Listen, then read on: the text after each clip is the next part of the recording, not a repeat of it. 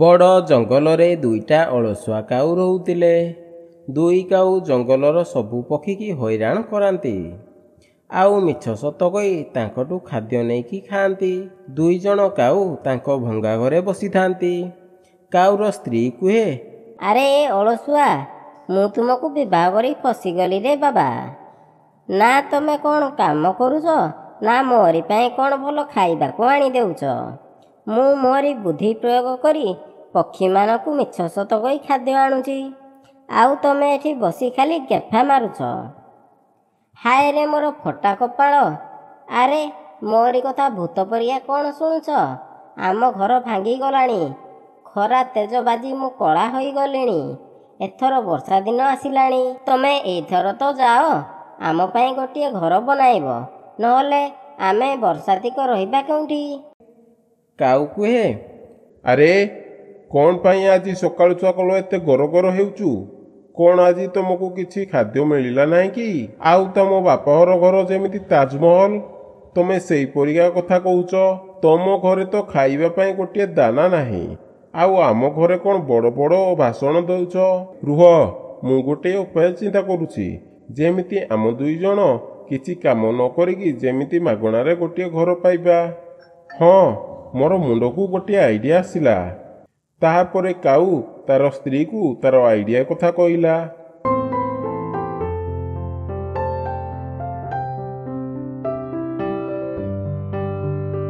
ଆରେ ବାଃ, ଏଇଟା ତ ଭଲ ଆଇଡ଼ିଆ।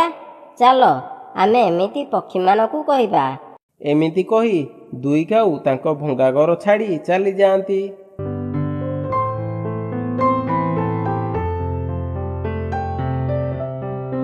ଉଡ଼ିକି କିଛି ଦୂର ଗଲା ପରେ ଚିଙ୍କି ଚଢ଼େଇର ଘର ପଡ଼େ।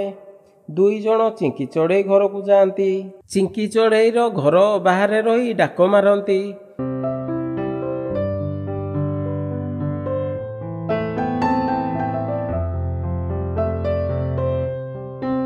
ଚିଙ୍କି ଚଢ଼େଇ ବାହାରକୁ ଆସେ।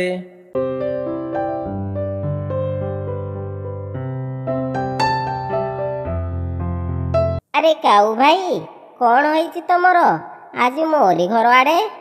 କାଉ କୁହେ, ଆରେ ଚିଙ୍କି ଚଢ଼େଇ, ଆମ ଭଙ୍ଗା ଘର ଭାଙ୍ଗିଗଲା।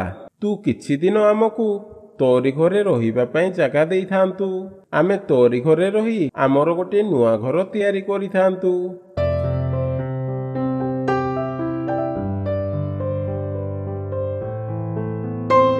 ଚିଙ୍କି ଚଢ଼େଇ କୁହେ, ଆରେ କାଉ ଭାଇ, ମୋରି ଛୋଟ ଘର, ମୋରି ଘରେ ତମ ପରିକା ଏତେ ମୋଟା ମୋଟା ପକ୍ଷୀକି ରଖିବା ପାଇଁ ଜାଗା ନାହିଁ। ତମେମାନେ ଆଉ କାହା ପାଖକୁ ଯାଅ, ସାହାଯ୍ୟ ମାଗିବ। ଏମିତି କହି ଚିଙ୍କି ଚଢ଼େଇ କବାଟ ଦେଇଦିଏ। ଆରେ ଏଇ ଚିଙ୍କି ଚଢ଼େଇ ଆମକୁ ମୋଟା ପକ୍ଷୀ କହୁଛି। ହଉ ଚାଲ, ଆମେ ଆଉ କାହା ପାଖକୁ ଯିବା। ଚିଙ୍କି ଚଢ଼େଇର ଘରେ ତାର ପୁଅ ଥାଏ।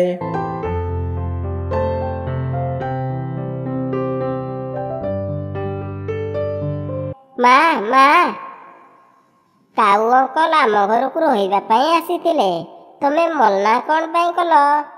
ଚିଙ୍କି ଚଢ଼େଇ କୁହେ, ଆରେ ପୁଅ, ତୁ କିଛି ଜାଣିନୁ ତାଙ୍କ ବିଷୟରେ। ଏବେ ମିଠା ମିଠା କହି ଆମ ଘରେ ରହିବେ, ଆଉ କିଛି ଦିନ ପରେ ଆମକୁ ଏଇ ଘରୁ ବାହାର କରିଦେବେ। ସେମାନେ ନିଜେ ଏଇ ଘରେ ରହିଥାନ୍ତେ।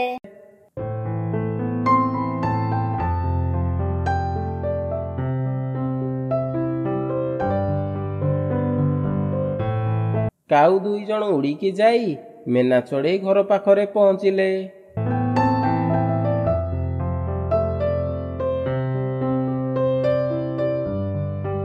ଆଉ ମେନା ଚଢ଼େଇକୁ ଡାକିଲେ। ମେନା ଚଢ଼େଇ ତାର ଘରେ ଥାଏ। ଆରେ ଏଇ ଠକ ଦୁଇ ଜଣ କ'ଣ ମୋରି ଘରକୁ ଆସିଲେ? ମୁଁ ଖାଦ୍ୟ ଆଣିଛି ବୋଲି ଜାଣିପାରିଲେ କି? ସେଥିପାଇଁ ଛଡ଼ାଇ ନେବା ପାଇଁ ଆସିଥିବେ। ମୁଁ କବାଟ ଖୋଲିବି ନାହିଁ।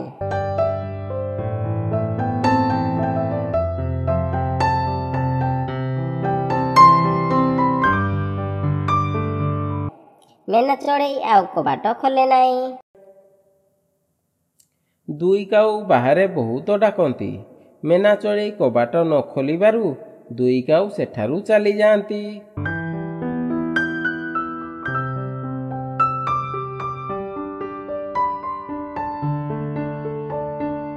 ଆଉ କିଛି ବାଟ ଉଡ଼ିକି ଯାଆନ୍ତି।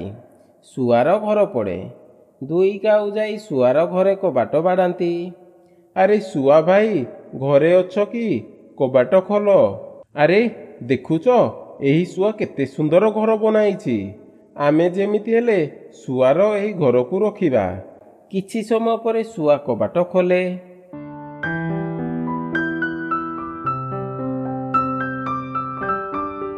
କାଉ କୁହେ, ଶୁଆ ଭାଇ, ଆମ ଭଙ୍ଗା ଘର ପୁରା ଭାଙ୍ଗି ଯାଇଛି।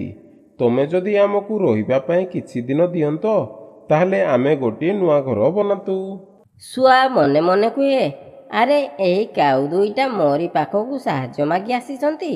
ଏମିତିରେ ବି ମୁଁ କାମ କରାଇବା ପାଇଁ ଗୋଟିଏ ଚାକର ଖୋଜୁଥିଲି। ଯଦି ଏମାନେ ମୋର ଘରର ସବୁ କାମ କରିବା ପାଇଁ ରାଜି ହେବେ, ତାହେଲେ ଏମାନେ ଦୁଇ ଜଣକୁ ମୁଁ ମୋରି ଘରେ ରଖାଇବି, ଆଉ ମୋର ଫ୍ରିରେ ଚାକର ଦୁଇଟା ମିଳିଯିବେ।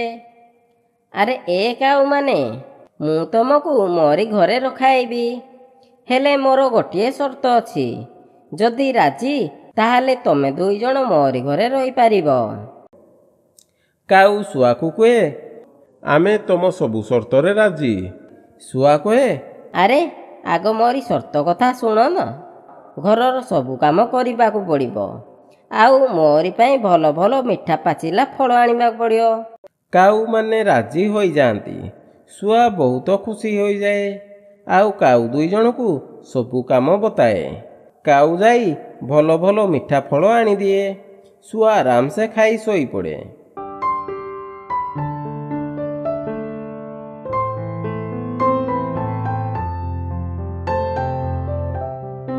ଆରେ ଏଇ ଶୁଆ ଆମକୁ କେତେ କାମ କରାଉଛି। ଏବେ ସମୟ ଆସିଗଲା, ଆମ ପ୍ଲାନ୍ ବାହାର କରିବା। ତାହାପରେ ଦୁଇ କାଉ ଜୋର ଜୋରରେ ଖାସନ୍ତି।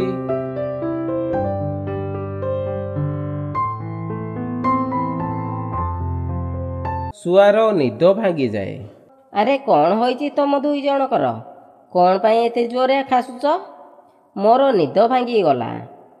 ତାହାପରେ କାଉ କୁହେ, ଶୁଆ ଭାଇ, ଆମର ଯିବାର ସମୟ ହୋଇଗଲା।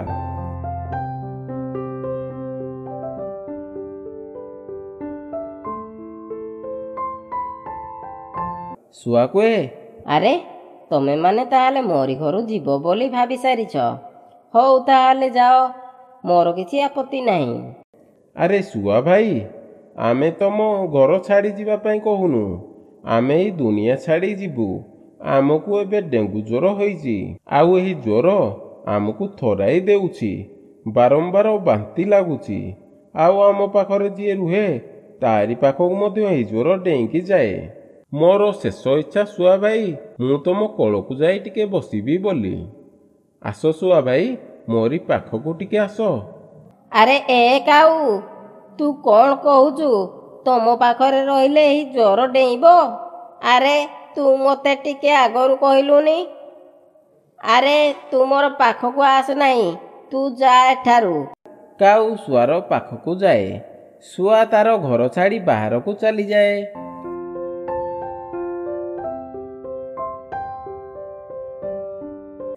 କାଉ ଦୁଇ ଜଣ ହସନ୍ତି। ଆରେ ଦେଖିଲ, ମୋର ପ୍ଲାନ୍ କେମିତି କାମ ହେଲା। ଏବେ ଏହି ଘର ଆମର। ଏଠି ଆମେ ରାଜ କରିବା, ଆଉ ଆମର କ'ଣ ଦରକାର? ଏହିପରି ନୂଆ ନୂଆ ଭିଡ଼ିଓ ଦେଖିବା ପାଇଁ ଆମ ଓଡ଼ିଆ କାର୍ଟୁନ ବାର୍ଡ଼ ଚ୍ୟାନେଲକୁ ଲାଇକ୍, ସବସ୍କ୍ରାଇବ୍ ଆଣ୍ଡ ସେୟାର କରନ୍ତୁ ଓ ନୂଆ ନୂଆ ଭିଡ଼ିଓ ଦେଖନ୍ତୁ।